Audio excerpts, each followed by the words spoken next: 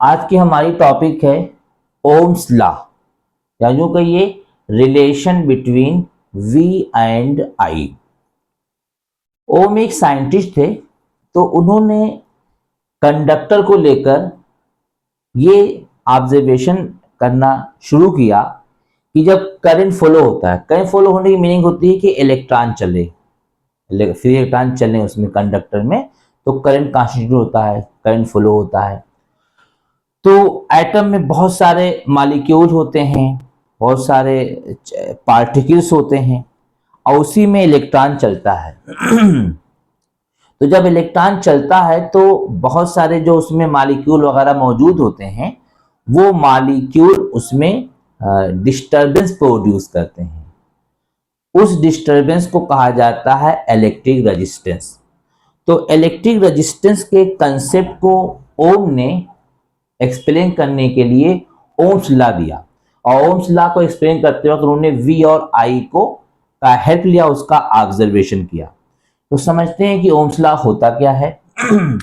Ohm's law जो है, Ohm's law अगर आप ऑब्जर्व करते हैं तो आपको टेम्परेचर को कांस्टेंट करना पड़ेगा। टेम्परेचर आपका कांस्टेंट होना चाहिए। टेम्परेचर को मैंने शॉर्ट में टीएमपी लिखा है। टेम्परेचर आपका फिक्स हो या कांस्टेंट हो। तो उन्होंने कहा ओम्स ने कि अगर टेम्परेचर फिक्स है और सर्किट के पोटेंशियल को हम इंक्रीज करेंगे तो करंट भी हमारा इंक्रीज होगा, और अगर उसको डिक्रीज करेंगे तो करंट भी हमारा डिक्रीज होगा। This imply that V proportional to I या I प्रोपोर्शनल टू V कहेंगे। तो ओम्स लॉ कहता है, according to this law states that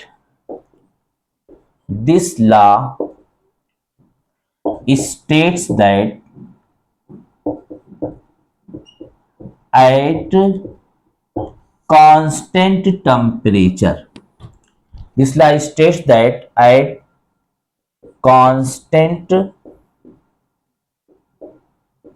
temperature electric potential is directly proportional to the flow of current,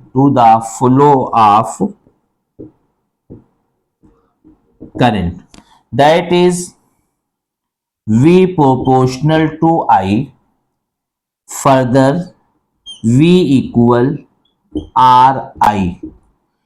जब ये proportional का sign remove होता है तो इक्वल साइन के साथ एक कांस्टेंट आता है। यहाँ पे कांस्टेंट कैपिटल आर आया है, और कैपिटल आर को इलेक्ट्रिक रेजिस्टेंस कहते हैं। Where R is a constant is known as R एक कांस्टेंट है, R is known as electric resistance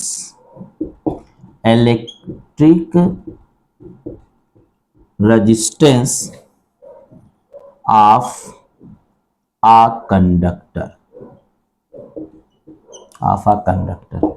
equation first को यूं भी लिख सकते हैं, R equal V upon I, that is R जो होता है V और I के रेशियो के इक्वल होता है।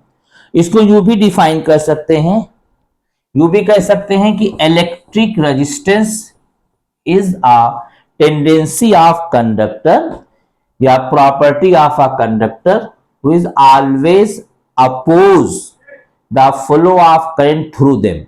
किसी कंडक्टर की वो टेंडेंसी जो अपने अंदर से करंट को फ्लो होने का अपोज करे, उसे इलेक्ट्रिक रेजिस्टेंस कहते हैं। और इलेक्ट्रिक रेजिस्टेंस का ये मैथमेटिकल इक्वेशन है। न्यूमेरिकल में इस फार्मूले को यूज करके कैलकुलेशन करेंगे।